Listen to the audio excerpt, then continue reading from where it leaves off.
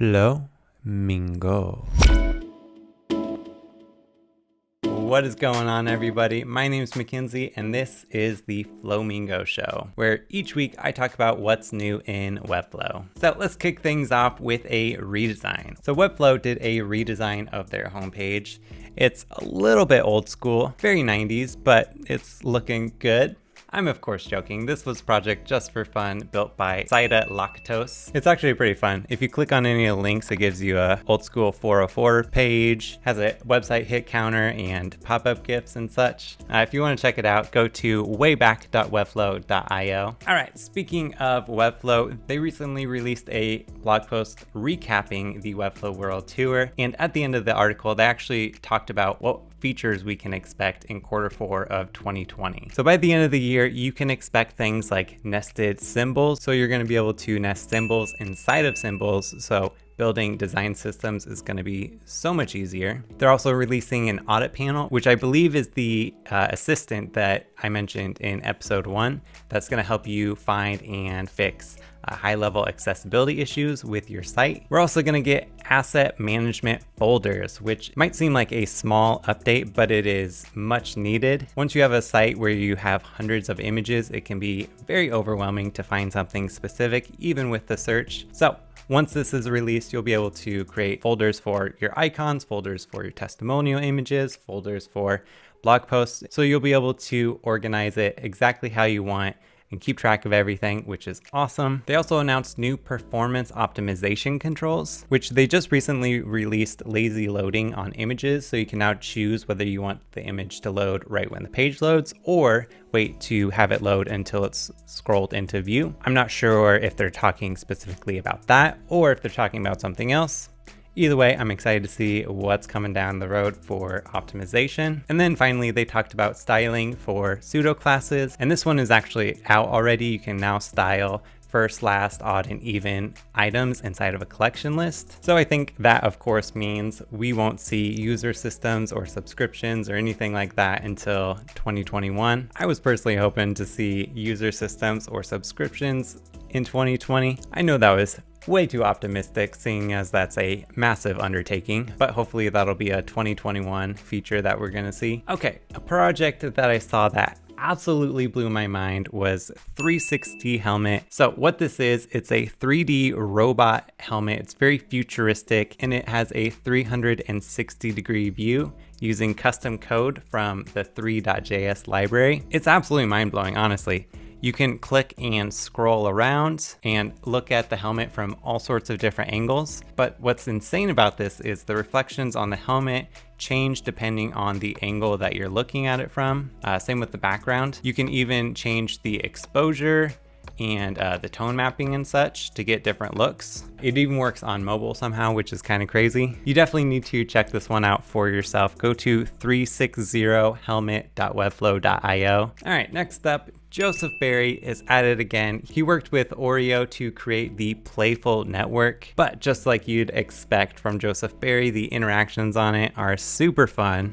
So as you scroll down, Oreos move around. I really like this one right here. It has the Oreos moving around like the solar system. Definitely go check this one out. Go to theplayfulnetwork.com. Next up, a super fun portfolio by Martin Ollivere. So you land on the site, great design, no nonsense. And then as you scroll, a big T-Rex comes down and bites the nonsense. And then from there, you get nothing but nonsense. The illustrations and animations make this site super fun. I absolutely love his portfolio. To check this one out, go to ollivere.webflow.io.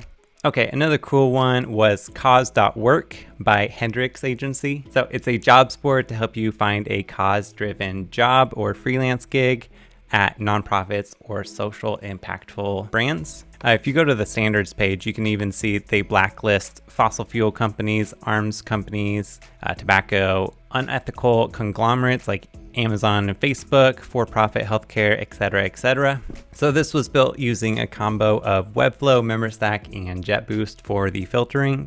If you want to check this one out, go to Cause.Work. All right, speaking of Jetboost, Chris Spags actually just released a new plugin on Jetboost called Auto Archive. So this is super useful for job boards, event websites, etc., where you need to archive CMS items after a specific date. So it takes all the manual work out of that. You basically just pick which items you want to archive, the date you want to archive it from. So in the case of a job board, for example, if you want the post to only show for 30 days, you can use Jetboost to now automatically archive it after 30 days so you don't have to manually do it yourself. So if this is interesting to you, go to jetboost.io to check this out. All right, next up, Sweet Text by Finsweet. So this is a JS library by Finsweet that allows you to add custom classes, styles, and interactions inside of a rich text block. So this is super useful because you're actually pretty limited in what you can do styling wise on a per post basis inside of the Webflow CMS. But using this, you can wrap spans around specific words or sentences inside of a rich text block to change colors, change styles, or even add interactions, which is super, super cool. If you want to learn more about this and use it in your projects, go to sweet-text.webflow.io. Speaking of Finsweet, Raymmar Tidaro just announced that he is joining Finsweet as their Chief Marketing Officer. So if you don't know who Raymmar is, he is the guy behind nocode.video, as well as CloneComp and a bunch of other awesome stuff that he's done for the Webflow community. So Raymmar, congrats on the new gig. So I'm really interested to see what Raymmar and the rest of the Finsweet team does now that he's joining. He wrote a whole blog post on Finsweet talking about his reasons for joining and what they're planning. So if you want to read that, I'll add a link in the description below. So a super useful resource called Birdhouse just came out. So this is by Vincent, Bidaux. And what this is, it's a template for Illustrator, Photoshop, Sketch, Figma, etc. for all the Webflow stuff that you don't really think about too much. So the favicon, the Apple icon, the open graph images, the showcase images, etc. So if you want to check this one out and use this for your projects, go to birdhouse-template.webflow.io. All right, and then finally, John D Saunders released a new premium template in the marketplace called Really Rad. And this is a Webflow template for design studios to launch their sites and showcase their work and case studies and such. And I actually sat down with John and had a little chat about how he uses Webflow to run his agency 5-4 Studios, along with a bunch of his other side projects. All right, please forgive the quality of the audio video on this interview. I'm still figuring all this out. But without further ado, here's my chat with John D Saunders. John, how's it going? I'm good, man. How are you? Doing well, doing well. Cool. So I just thought we would chat about what you're up to, and you seem to be one of the busiest people on Twitter. All right. So correct me if I'm wrong or if I leave anything out. You run a design agency. You do side projects like Black Illustrations, Illustrator Hub, Black Wallet, etc. You create illustrations. You do templates, Webflow templates and Instagram templates, stuff like that, and courses and YouTube videos. Did I miss anything? No, man, that's pretty much the gist, man. That is the gist. How do you do that? That's a great question. First and foremost, man, I got to thank you for all the stuff that you do. You know, I think there's a group of people that are just obsessed with Webflow. I see you as one of those people that really leverages the platform and creates awesome content. I'm obsessed ever since I found out about it, man. It's like it literally changed my entire perspective on web design. You know, I wasn't getting stagnant, but I was definitely getting to the point where it was like, it's kind of tired of WordPress and, you know, customizing these websites and having these things break. So Webflow really made that transition. So for me, man, you know, the agency has always been like the hub or the resource for everything that we do. And so me being a web designer and a designer, I'm really focused on being able to build remote teams and leverage those team members as well. So when I started the agency about 6 years ago, I've always been a fan of design and development. So we really started doing WordPress sites and brand identity, brand discoveries as well. Nice. And then, you know, I was doing a lot of stuff myself, and it was hard, man. I couldn't scale. It was just really a lot of work. And so what I started to do was create processes within the agency, and it was just me. So I would literally list every single aspect of the design process, from, hey, these are the questions asking during a brand discovery. These are the thought process on color palette and just overall mood board, and really start to create these resources. And then I hired an independent contractor as a designer. And I was like, hey, this is the process. This is everything that I'm trying to do and facilitate. And so being a designer and developer really helped in that process. And so I'm able to almost create that by leveraging other team members and really implement these ideas that I have. So that's kind of like an overall like breakdown of what I'm trying to accomplish with these different projects. That's awesome. That is something I struggle with, need to get better at, is the process side of things. So it's very smart. How did you get into web design? Like, so when I started, so I'm 34 now, man, I'm kind of old, you know, but I started when I was 19.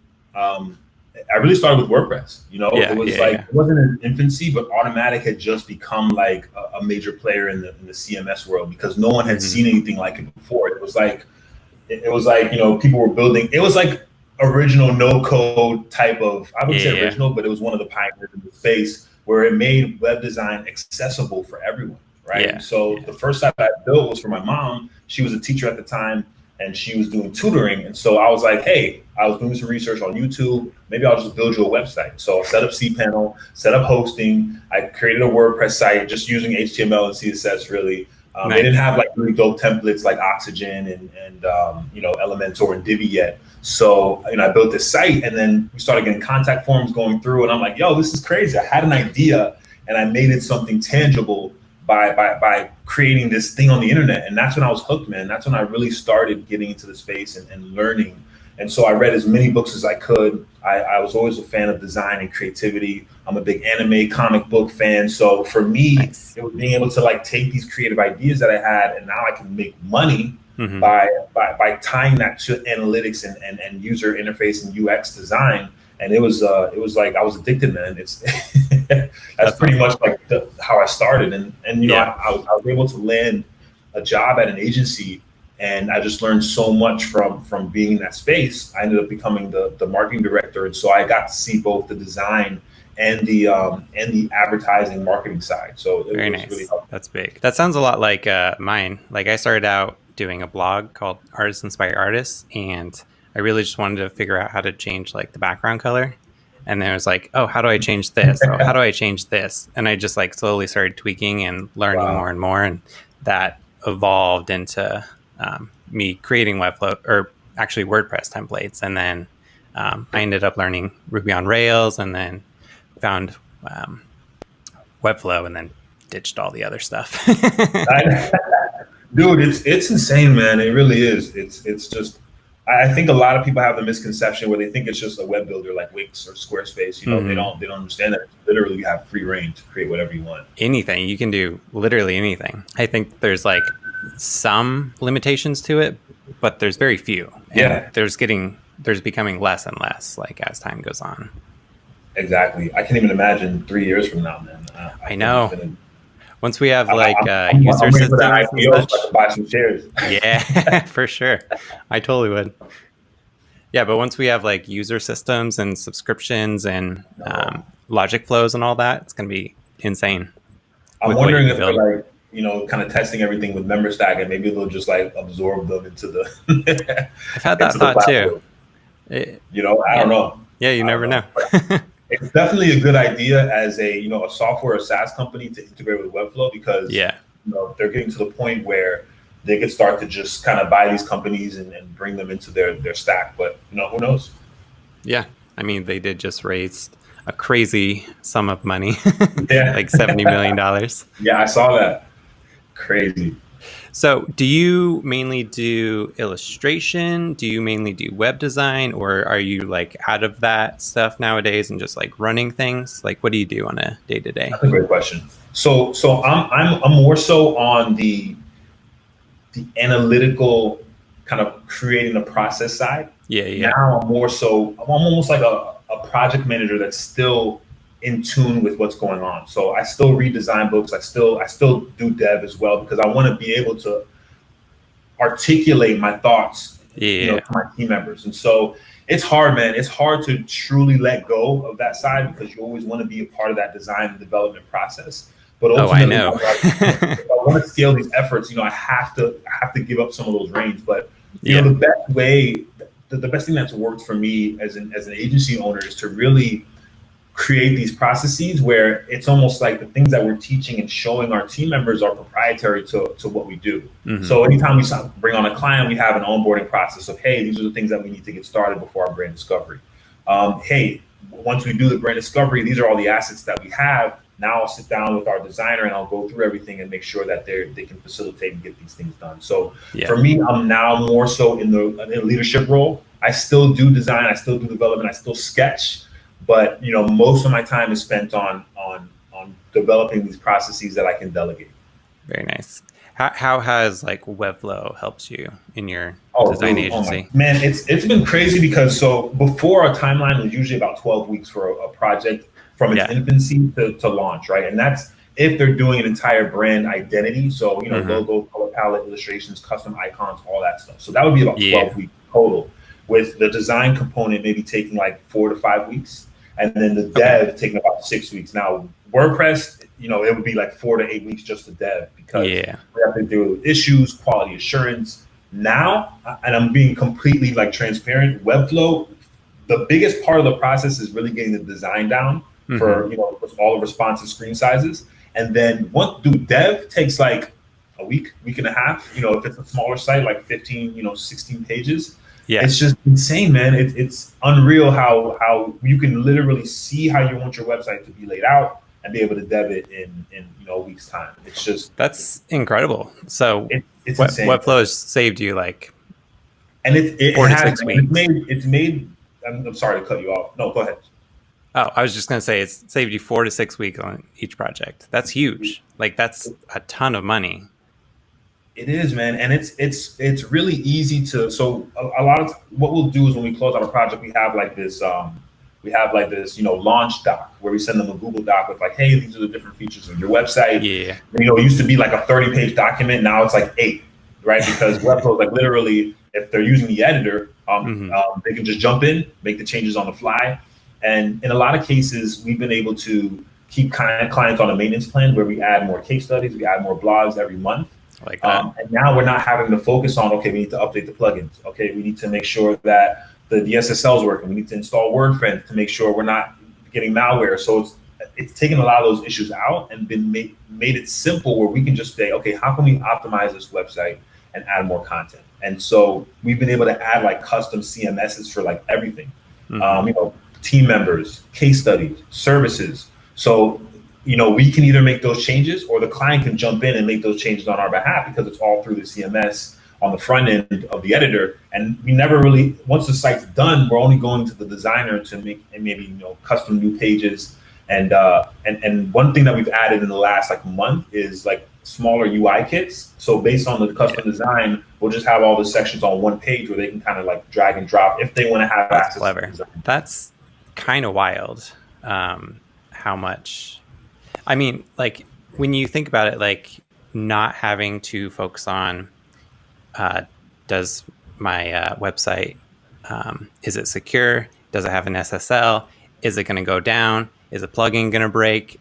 Not having to like think about that frees up so much mental headspace to be able to focus on the design. I think that's what drew me to it personally, is like it just allowed me to like do more of the creative stuff and less of the I guess detail-y, nitty-gritty stuff. Yep, exactly. Which just means you can do more and more creative stuff, which is awesome.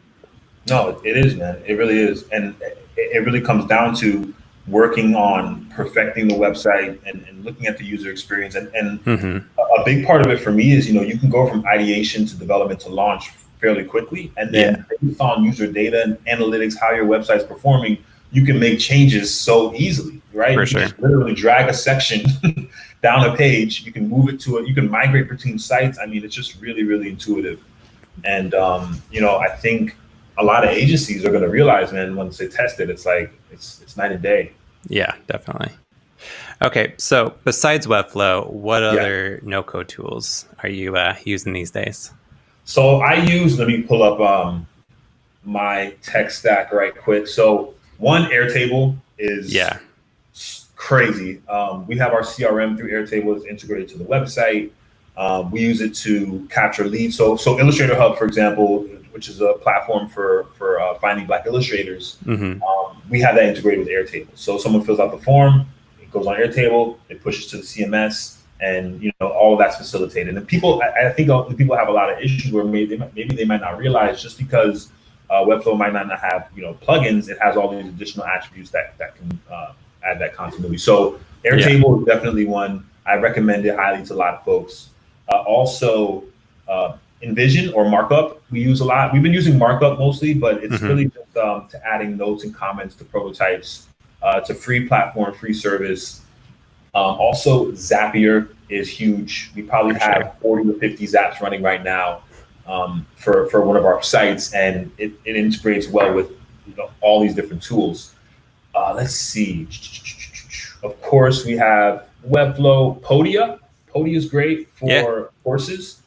I like Podia a lot because the UI is just really clean and easy to use, and they do a great job of making it affordable and not kind of like nickel and diming you for everything on that membership side. So the no transaction fees is very nice. No transaction fees, man. That's like 5%. And then Calendly is another one. So Calendly, as you know, it's a great tool for being able to schedule appointments based on your schedule. So it'll pull aggregate data based on your schedule, and it'll only show times available, and people can book you. And I didn't know that. That's cool. Lean. Yeah, we keep the stack pretty lean, but those are kind of like some of my favorites. That's awesome. Oh, and Jetboost. Jetboost is a really great search integration for Love Jetboost. Yeah, we used it for Illustrator Hub, and it just works really well. And it's easy to implement. There's maybe like 2 or 3 JS snippets that you add to your site, and boom, you're ready to go. Yeah, it literally takes minutes. I've spent like hours and hours figuring out how to do the same thing without Jetboost, and then Chris came along and he's like, "Oh, just drop this in, and you're good to go." Absolutely. He's actually working on a new plugin for auto archiving, so that should be cool. Nice. So that would be cool. Yeah, for job boards or something, you can just auto archive it after 30 days or so. Oh, I like that. Nice. Yeah, and then I think he has some others in the planning phase. I'm telling you, man, it's we need to do a meetup one day. For sure. Next year, we can all do a meetup, rent out a place and just create I don't even know. Talk about this stuff. So you are also working on a premium Webflow template. Is that right? I think I saw you tease that. It launched this morning, actually. Really? Yeah. If you go to Webflow template right now, it's it's at the top. Man, I've been working on this for months. Nice. And it was a process, man. It really was a process. What's it called so people can go check it out? It's called Really Rad. Really Rad. Yeah, Really Rad. It's a design template. So we wanted to create something that design agencies could use that was minimal, that really showcased their work. Some of the standouts are a custom case study page. So it's a long form case study page where they can showcase their design work. Nice. And then we also have a brand guidelines page that's custom as well. And then, services, about, contacts. So those are the two really dope features of it that I wanted to implement, because I felt like that's done a good job of vetting a lot of clients. And on our site, those pages get a lot of searches. So it makes it something that I think would be intuitive and useful for design agencies. Yeah, that's awesome. I'm excited to check it out. Man, thanks. I'll definitely link that below. Yeah, man. Awesome. We're working on a university one now too. That's probably going to take me another 2 to 3 months. Nice. But like a online course type thing, or more like a school. Okay. Just because you know how they have the search. They'll say, hey, these are all the searches that are happening, but they're not getting a lot of templates. Yeah. University schools are one of them. So if anyone's out there, think about maybe launching a school or a university template on the platform. And I saw you have yours, right? Yours is Telly. Yeah. Right? Yeah. Working on another one called, it's either going to be called Curate or Discovery. It's a curation site template. Oh, nice. Yeah, I think that one will be pretty cool. Awesome. My plan was to launch that template, but then I ended up getting sidetracked by Flowmingo Discover, and oh man, I love it, dude. And then I got sidetracked by building Webflow or the Webflow UI. That was crazy, man. You are nuts, man. It looks great too. I love the contrast with like those hard black lines with the gray contrast. It looks awesome. Thanks, man. Appreciate that. No worries. Cool. Well, I appreciate you taking the time to chat. It was great getting to know you a little more. Where can people check out your stuff? Yeah, they can check me out on Instagram, John D Saunders. I'm on Twitter, same thing, John D Saunders. 54 Digital is our design agency. And then we have, if you're looking for illustrations, high quality illustrations, blackillustrations.com. And yeah, you can see my personal site and download all my freebies at johnDsaunders.co. Awesome. And I'll, of course, link all this stuff in the description. Nice. Awesome, dude. Cool. Well, thanks, man. Appreciate it. No worries, man. Thank you for having me, and we'll talk soon. Of course. All right, that is all for this episode of the Flowmingo Show. You can find links to everything down in the description below. And if you come across anything you think I should feature in the next episode, reach out to me. I'm at McKinseyChild on Twitter, or you can go to flowmingo.co/discover and submit something there as well. Okay, I hope you have a wonderful rest of your week, and I'll see you in the next one. Peace. Flowmingo.